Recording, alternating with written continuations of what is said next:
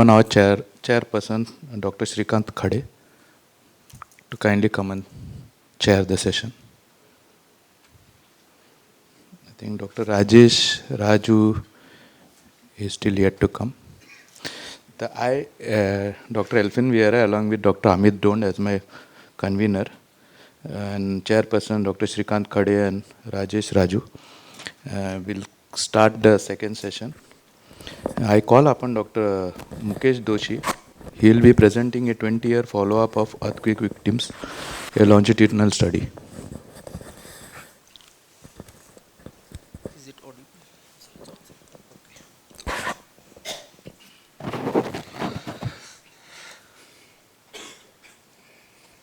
Good morning, everyone. So we all aware that we have a big earthquake on January 2001, and that left with us mountain of debris, dead body and cries. We plan a long-term rehabilitation program because most of the time what we have realized, the surgeon has come, they do the surgery, but there is nothing was written on the paper or follow-up or a rehabilitation management. And we have seen a children less than 1 year who has lost both the legs. To plan for their rehabilitations, we have to start the temporary rehabilitation center in rural area.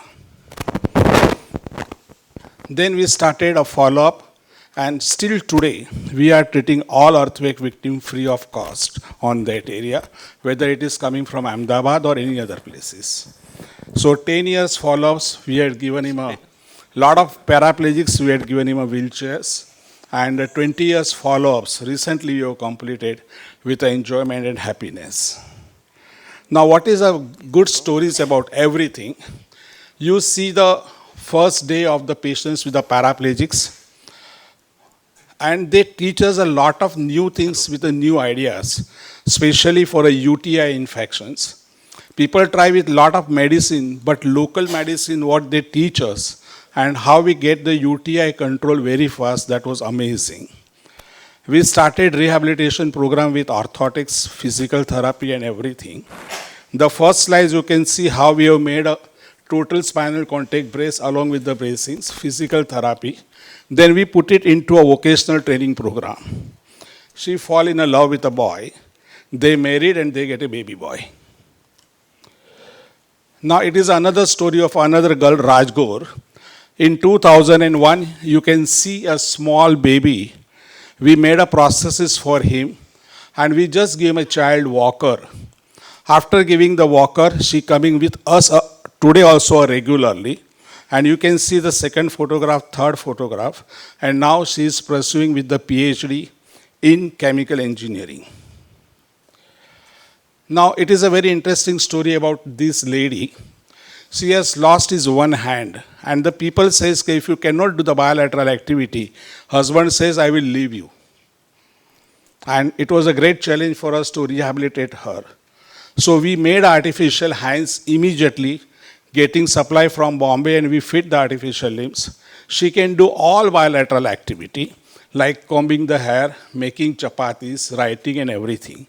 And entire family is survived, and they can connect it together, and they live with happy life today. This is another girl, Chetna, who has lost his both the legs, daughter, husband, and a home. And such kind of a patience when we rehabilitate to him with so many technology, but we are a failure. And she lives only a wheelchair life. Now this is the, again, very success story of a woman power. She met with the trauma accident, a knee amputee. Today she can dance, she can do garba, everything. She is doing a tailoring job. She is moving from one place to another place. She has made a female empowerment of more than 5,000 female who has become a tailoring masters, and she has given employment to the lot of people in the rural area, though she is a Aboni earthquake victim. So, and she has received a lot of medals. This is my all VIP patients who also injured during the earthquake, but we treat them very well. So my home taking message is very simple. It is easy to do the surgery, but plan for the rehabilitations. And really the challenge is lying down in the rehabilitation of any human beings. Thank you very much.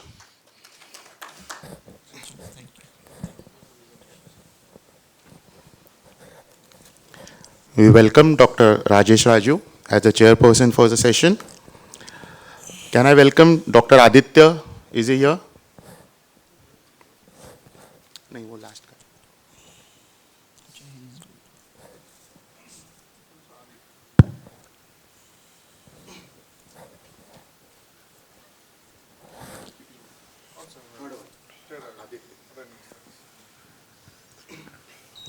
Good morning, everyone.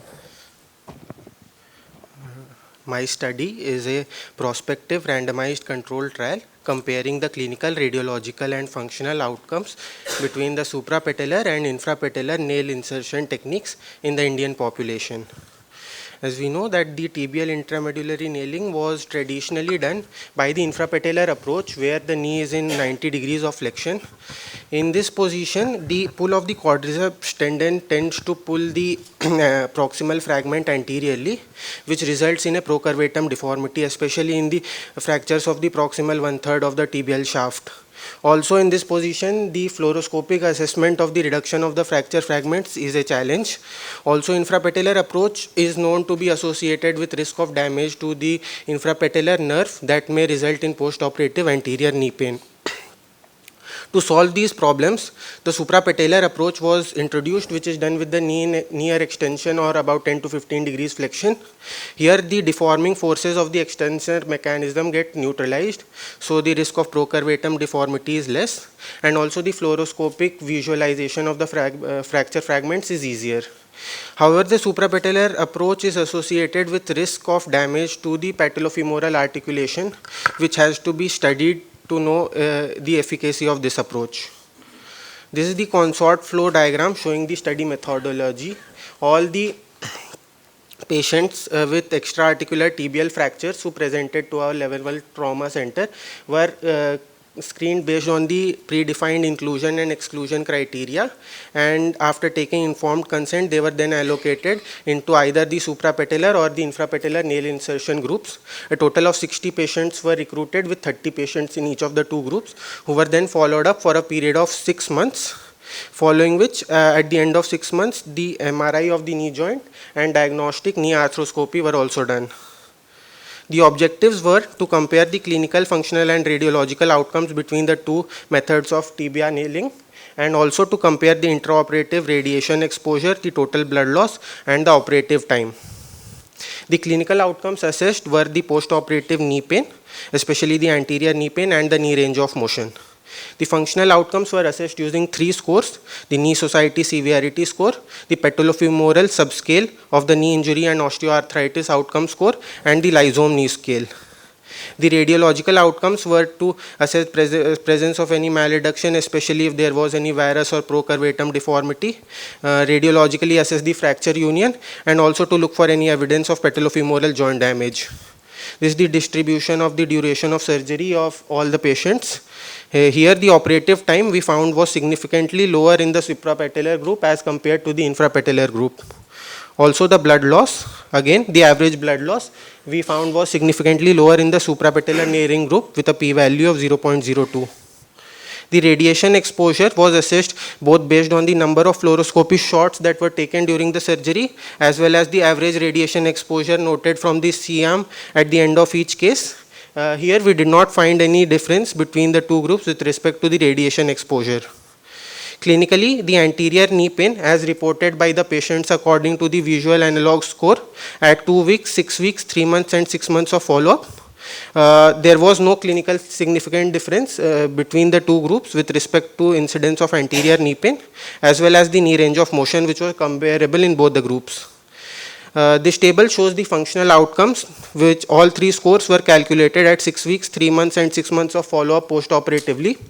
You can see that the mean values of all the three scores at all the 3 time points of follow-up was higher in the suprapatellar nailing group. However, on statistical analysis, there was no difference between these two groups. There was no statistically significant difference between the two groups with regard to the rate of fracture union as well as presence of any malalignment in the sagittal and coronal planes. MRI knee was done for 57 out of the 60 patients, of which 13 patients from the suprapatellar group and 13 patients from the infrapatellar group showed some evidence of chondromalacia, which was graded according to the modified outer bridge classification. There was no clinical significant difference in the incidence of chondromalacia seen between these two approaches. Knee arthroscopy was also done. It was done for 16 of the patients. Due to limitations posed by the COVID pandemic, we could not do it for all the patients. Out of 16 of these patients, 11 had some evidence of chondromalacia, of which 9 were of the suprapatellar group and only 2 of them were from the infrapatellar group. The chondromalacia was primarily seen over the medial and lateral patellar articular facets and the trochlear groove. This difference we found was statistically significant. Comparing the arthroscopic and MRI grading, we found that there was moderate correlation between the two with correlation coefficient of 0.44. However, the MRI tended to miss grade 1 chondromalacia, which was better picked up by the arthroscopy. There was one case where there was false positive chondromalacia, which was seen on MRI. However, on diagnostic arthroscopy, the articular cartilage was found to be normal. To conclude, the suprapatellar nailing of tibial shaft fractures may help to reduce the intraoperative time and the blood loss as compared to infrapatellar nailing with similar clinical, functional and radiological outcomes. However, there remains a risk of damage to the patellofemoral articular cartilage as evidenced by the arthroscopic findings, and we need longer term follow-up with a larger sample size to better assess the risk of patellofemoral arthritis following suprapatellar nailing. Thank you. Thank you, Dr. Aditya, for a very comparative study between the suprapatellar and the infrapatellar nailing. But I think the conclusion till now, I think infrapatellar is more better than the suprapatellar, right?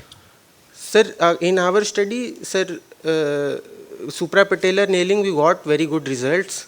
Even the operative time was lesser. Initially, sir, there may be a learning curve with respect to suprapatellar nailing. However, sir, after a few cases, it was equally technically easy as well as with comparable results as compared to the infrapatellar group. But it is very difficult to convince the patients post-operative arthroscopic diagnostics. Yes, sir. Sir, initially we had explained the patients, and a lot of them, they wanted to have the diagnostic arthroscopy for their peace of mind.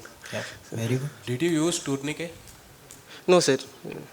No, for nailing, no, we did not. Okay. Did you do an arthroscopy pre-op or No, only sir, post-op? we did not do How do you pre-op. compare then?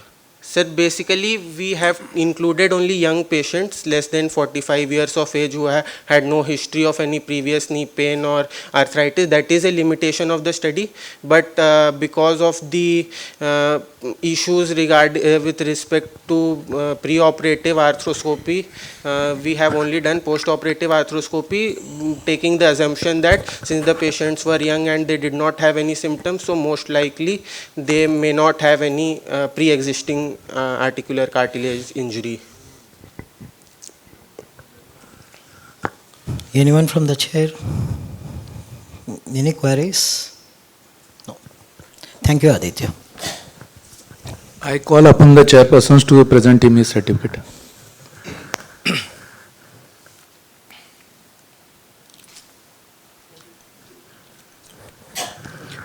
Now I call upon Dr. Dhruv Shah to present his functional outcome of simultaneous ACL reconstruction and HTO for patient with medial compartment osteoarthritis.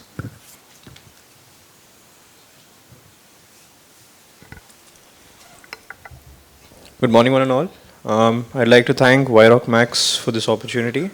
I'm here to present a study on functional outcome of one-stage ACL reconstruction and HTO in medial compartment osteoarthritis. So as you know, knee instability in ACL deficient knees could be due to traumatic injuries or chronic wear. This deficiency can progress to medial compartment osteoarthritis, 5 times the higher risk of osteoarthritis in ACL insufficient knees is documented. Adding fuel to this fire is a varus. Faster progression of the medial compartment OA.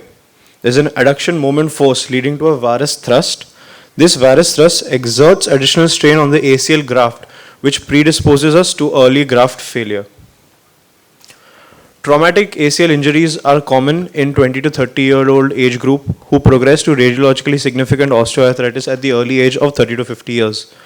A valgus HTO is a widely used treatment for medial compartment OA in the young and early stages. It reduces the adduction moment arm and thus prevents force on the medial compartment of the knee. What we aim to address is a simultaneous ACL reconstruction with the HTO should decompress the medial compartment, correct the axis, decrease the strain on the reconstructed graft by decreasing the varus thrust forces, and however the simultaneous surgery can prolong rehabilitation and theoretically increase the tibial slope, straining the graft. So O'Neill and James in 1992 first described this procedure as a one-stage procedure. So materials and methods: patients with medial compartment OA or tibia vara with ACL insufficiency, a scoring of an IKDC score, Lysholm score, range of movement and latchment test we used.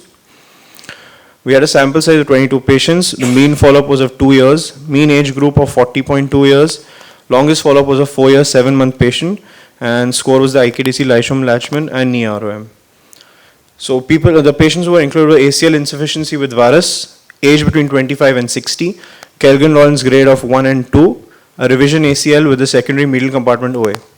Patients excluded were the ones with lateral compartment osteoarthritis, age above 60, multiligamentous injury, and patient non-consenting. So this is one case which we had. Patient had a left-sided traumatic ACL tear 4 months prior. He had an anteriorly unstable knee, a tibia vara angle of 6.4 degrees, and a high predisposition to progression of the varus due to right side already having a 11.3 degree varus. This was the case of an ACL with HTO done for this same patient. These are some more cases which we have done for the same ACL with the concurrent HTO in a single stage. The results were a significant improvement in the scoring. The IKDC score improved from 34.48 to 86.20. Lysholm score went down from 37 points to 89 points. The mechanical femoral tibial angle was corrected from an average of 8.2 degrees of varus to 0.8 degrees of valgus. Significant improvement in the laxity evaluated by the same clinician evaluating the Latchman test pre-surgery. These are the scores which we had: mechanical axis change, which was significant, IKDC score and Lysholm score. So combined ACL and HTO has the obvious advantage of undergoing a single procedure with a faster recovery. The need for it is decreasing the stress on the ACL graft due to decreasing the varus adduction forces, delaying the progression of medial compartment OA and delaying the need for conversion to arthroplasty, and providing a stable knee joint with the corrected access to younger individuals who wish to continue sports activities. The changes in the operative steps for a single stage would be use of a table which can be broken and straightened intra-op for the ACL and then for the following HTO part. Preparing the graft and the femoral tunnel before the HTO to prevent any hyperflexion of the osteotomized knee. The plate should be placed on the posterior medial aspect to decrease the tibial slope and provide space on the anterior medial tibia for drilling of the tibial tunnel. The plate should be fixed with posterior screws first, followed by tibial tunnel drilling and the anterior screws inserted. After drilling of the tibial tunnel, there's an insertion of a metal dilator during drilling of the anterior plate screws to prevent interference of the tunnel and the screws. 3 out of 22 patients had a positive Latchman test after surgery but had an improved functional outcome. 2 out of 22 patients had radiologically significant progression of the medial compartment osteoarthritis. There was no significant change in the tibial slope pre and post operatively, and no patients in the study period we had who reported any graft failure. So at our center, we were able to reproduce satisfactory results in patients and thus can conclude that one-stage ACL reconstruction and HTO is a suitable option with ACL insufficiency and medial compartment osteoarthritis. However, very little has been described in the literature, and larger studies should be able to validate as well as find any other shortcomings of the above described procedure. These were the references. Thank you for your attention. Yeah, one question, Mr. Dhruv. Where the medial meniscus status was considered?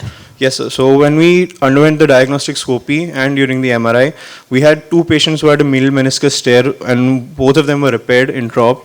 But because of we were not able to correlate that with the progression of medial compartment osteoarthritis.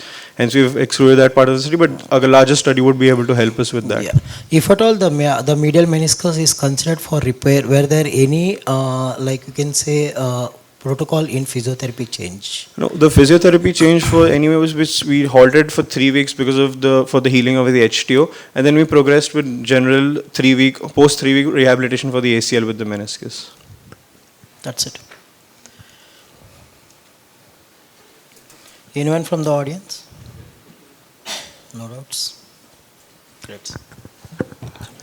Thank you, Dr. Dhruv. Can you please collect the certificate?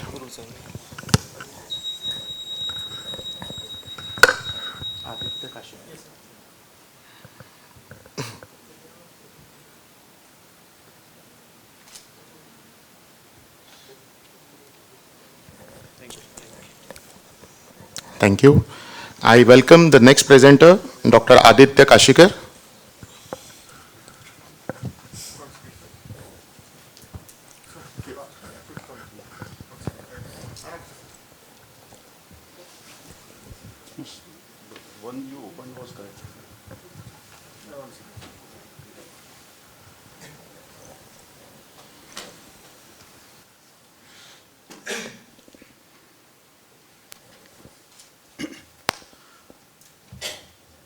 Good morning, everyone. So this kind of MRI picture you come across in your clinical practice, where patient has come with severe stenosis at cervical, dorsal, and lumbar level. So as a clinician, you are confused. Triple tandem, oh my God, how should I address it? Which investigation, neurologist involvement? So many questions come to your mind. Whether should I do multi-stage or single-stage study? So all this confusion comes to your mind. So in next 5 minutes, I'll be brushing upon how to manage these kind of patients where we come across triple tandem stenosis patients. So as a clinician, what is the causative region, which investigations to be done, as there are no clear-cut guidelines in literature. So we are confused how to go about it. So we did a retrospective review of prospectively collected data of consecutive patients who were diagnosed to have triple tandem stenosis. Same team of surgeons did this surgery at single stage procedure, and between from August 2009 to Feb 2020, there were 12 male patients and 5 female patients. Patient's functional outcome was assessed at 6 monthly interval with VAS and MODI. Clinical presentation wise, these were the commonest symptoms with which patients presented to us. So inclusion criteria was patients listed in earlier slide were all included, with exclusion criteria of unfit patients declared by medical team or any neurological cause contributing to the etiology. All patients were investigated by X-rays, CT scan, MRI, and neurophysiological studies. Neuric grading wise, pre-operative, this was the grading, where grade 4 was the max patients with which we came across. All 17 patients underwent same stage triple region decompression surgery by same team of surgeons. The training surgical steps and pre and post surgical protocols were same at all hospitals where we did this surgery. In last 5 years, we started using ultrasonic bone scalpel. This is one of the cases where we did long segment laminectomy, where you can see intact lamina taken en masse. So one may question that why we did only laminectomy, why fixation was not contemplated in such a large laminectomy cases. So we believe that these cases are all autofused, stable cases. Most of them are having OLF or DISH. And how one will decide how many levels to fuse, because those were extensive involvement of the compression. And basically we are treating these patients for their neurological symptoms and not for actual pain. Post-operatively, all patients were subjected to vigorous physiotherapy rehabilitation, both during their hospital stay and post-discharge. Imaging was done at 4 months, 12 months. So, VAS-wise, this was the improvement in VAS scoring pre and post, both arm, neck, and back and leg wise. MODI improved from pre-operative average mean of 74.42 to 20.25. We came across dural tear in 7 patients, out of which 6 were in dorsal region, 1 was in lumbar. Neurodeficit was found in 5 patients post-surgery. And neuric grading-wise deterioration in neurology was depicted in this chart. Out of these 5 patients where neurodeficit was seen, 2 patients recovered and 3 did not improve neurologically. And out of that 1 patient, we had to do revision decompression 2 years later. So this is one of the cases where there is triple tandem stenosis, and this was a post-operative MRI showing very good decompression. Second case with multi-level cervical, dorsal and lumbar level stenosis with post-operative very good decompression follow-up MRI. So in literature, there are no large series showing any single stage triple regional stenosis decompression surgeries. So most of them are case reports where multi-stage surgeries was done. Our is the largest series up till now. Unlike Western population, max population is devoid of enough government-aided or private medical insurance support in our region of world. So financial burden-wise also it's quite huge if we consider 3-stage versus 2-stage. And as a mentality, Indians avoid multiple surgeries. And financial aspect also, we feel that single-stage surgeries, one can reduce the cost by almost 33 to 50%, and loss of working days also we can save on. So take-home message is, single-stage decompression surgery for proven cases of triple regional stenosis is an effective surgical way of treatment with reasonable good outcome.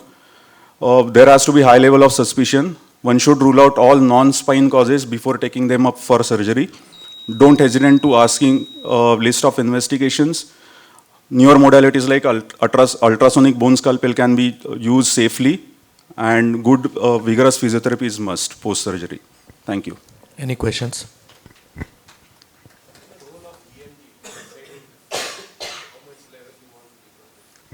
Sir, frankly speaking, neurophysiological studies are just to document on paper. They don't decide your level of surgeries. This is just to decide whether there is involvement so basically, that is not going to decide your level of surgery, sir. It's just to document whether there is any neuropathy component or any muscle involvement or basically posterior column dysfunction in ACCPs. So just to prognosticate point of view, because post-surgery, if patient is developing any neurodeficit, priorly already patients have been counseled about the neurodeficit part. So at least you have evidence that neurophysiologically also they were compromised pre-surgery. So that helps us in post-surgical counseling also.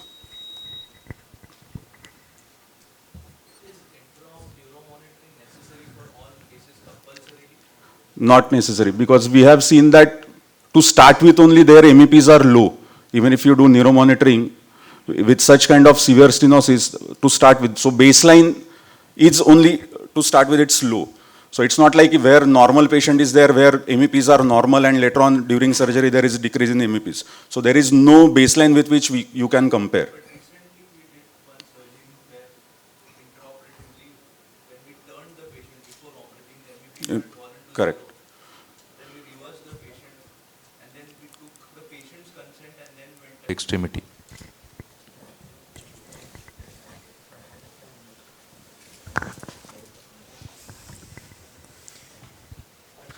Good morning, chairpersons on the dais, members of the faculty, and my colleagues.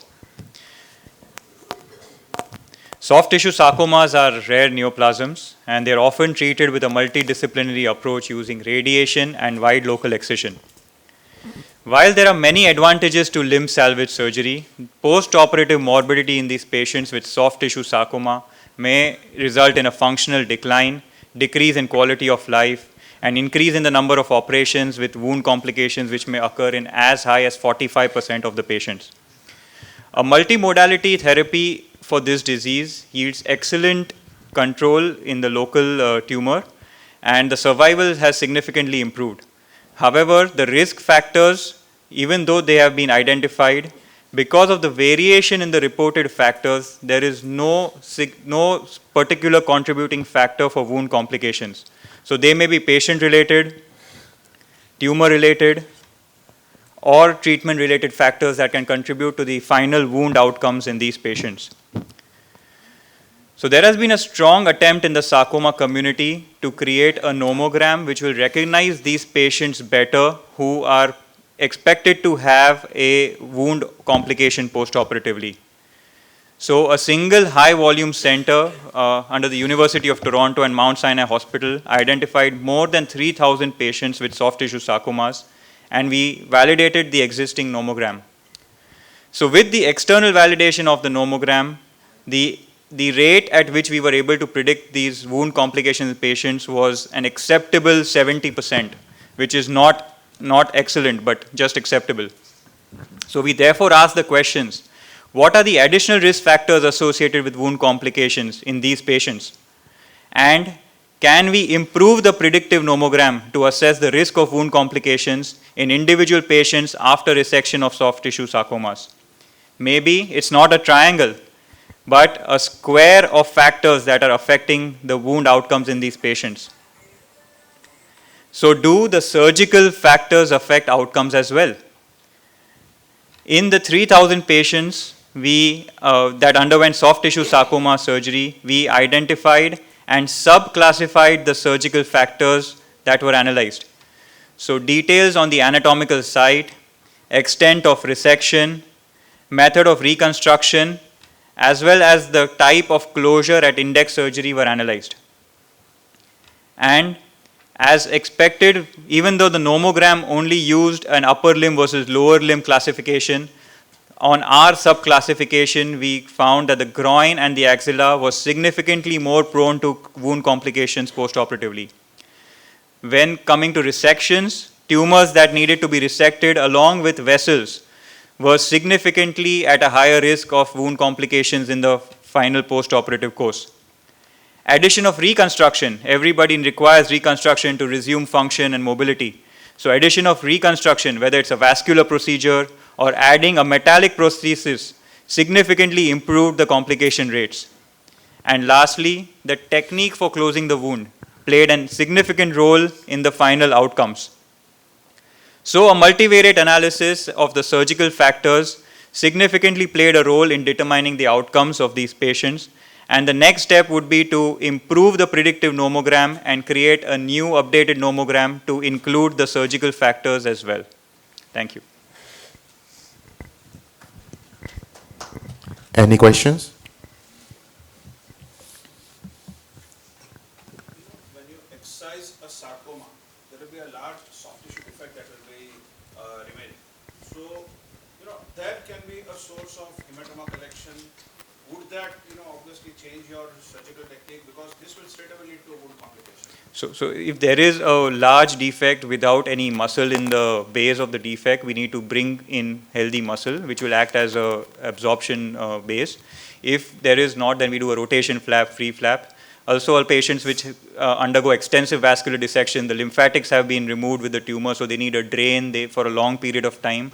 And the drain has to be kept till it is significantly low, even if it is beyond 2 weeks, continuously significantly low till it is removed. So the body has started developing the absorption channels, and only after which the drain can be removed. So these large defects, can it be better treated with this way and a rotation flap primarily, or putting a vacuum dressing, which is the, So vacuum dressing will need to be skin grafted after a healthy granulation is achieved, but the defect may be so large that even a skin graft may not completely heal. So closure with healthy skin and muscle is always advisable, because most of these patients either pre-operatively or post-operatively will require radiation therapy. So skin graft is not the best solution. Thank you. Thank you, Dr. Manit, for a very good presentation. I thank all the presenters on behalf of Wiroc team for their presentations, and wishing all the best for future presentations also. Thank you.